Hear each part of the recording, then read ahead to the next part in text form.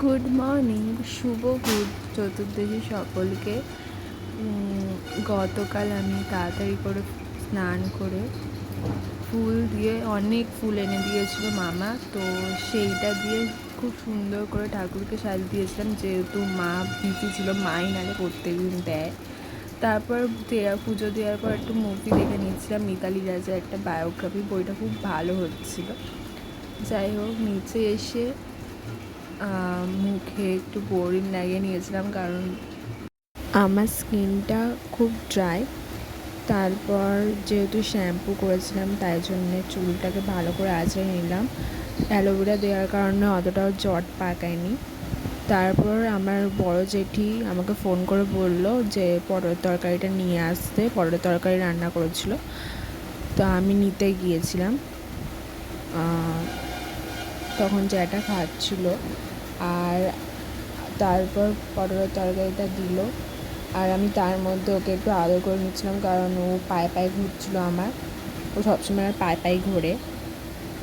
তারপর আমি পটল চিংড়িটা নিয়ে ঘরে এসে 14 শাক দিয়ে ভাত খেলাম।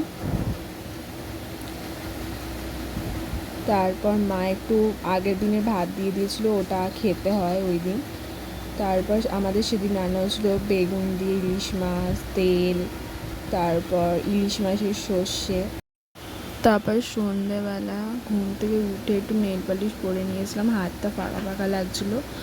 তারপর চা খেয়ে একটু অন্য ড্রেস পরে রেডি হয়ে গেছিলাম, কারণ মা বলছিল দোকানে গিয়ে কিনে আনতে, একটু তুলো কিনে আনতে, মানে বলতে করবে বলে প্রদীপে।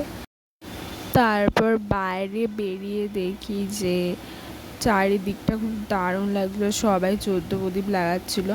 তারপর ঘরে এসে দেখি আমাদের সিংহাসনেরও টুইয়ার লাগিয়ে দিয়েছে পাপা। আর আমি তারপর পুরনো যে প্রদীপগুলো ছিল আগের বারের, ওইগুলো ছিল, তাই ওইগুলোই পরিষ্কার করে জ্বালাবো বলে রেডি করছিলাম। তারপর রেডি করে নিয়ে আমি নিচে এসে, মা ততক্ষণে 2টো মোমবাতি জ্বালিয়ে দিয়েছিল।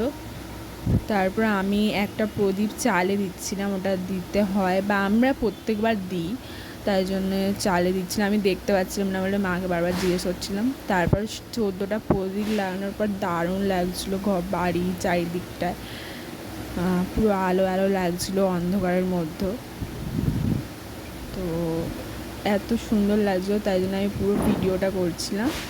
তার কিছুক্ষণ পরে পাপি বাজি আর ফানুস নিয়ে চলে এসেছিলো, আর চুনি লাইট একটা নতুন কিনে নিয়ে এসেছিলো আমাদের ওপরে লাগাবে বলে। তারপর ক্যাম্পাও কিনে এনেছিলো। যে বাজিগুলো এনেছিলো পাপি বললো একবার ইউজ করে দেখ যে ফাটছে নাকি, তাই জন্য আমি ফাটিয়ে দেখলাম যে মোটামুটি ঠিকঠাক। পরের দিন রোদে দিলে হয়তো ঠিকঠাক চলবে ফের।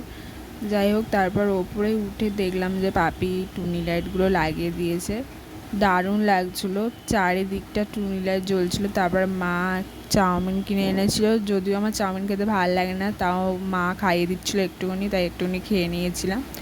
তারপর খেয়ে ওপরে এসে একটু ঘুরছিলাম, কারণ এত সুন্দর লাগছিলো, চারিদিকটা আলোয় আলোয় ভর্তি ছিল। তাই তারপর পাপি বললো যে একটা ফানুস ওড়াই চল, তো ফানুসটা ওড়াচ্ছিলাম। ফানুসটা প্রথমে উড়তে চাইছিল না, তারপর হঠাৎই উড়ে গিয়েছিলো। তারপর খুব আনন্দ হচ্ছিলো ওইটা দেখে আমাদের। তারপর আমি চরকা ফাটালাম একটা, কারণ এগুলো পুরনো বাজি ছিল, তাই আমি ভাবছিলাম যে ফাটবে নাকি ফাটবে না, এমনি সন্দেহ ছিল, তাই একটু ফাটিয়ে দেখছিলাম। তো বেশ ভালোই মোটামুটি চলছিল, পুরনো হয়ে গেছিলো তাও। তারপর মুখ টুক ধুয়ে ডিনার টিনার করে আমি একটু অ্যালোভেরা জেল মুখে লাগিয়ে নিয়েছিলাম, প্রত্যেক দিনই লাগাই। তারপর চুল বেঁধে আমার ব্লগটাকে শেষ করলাম, বাই।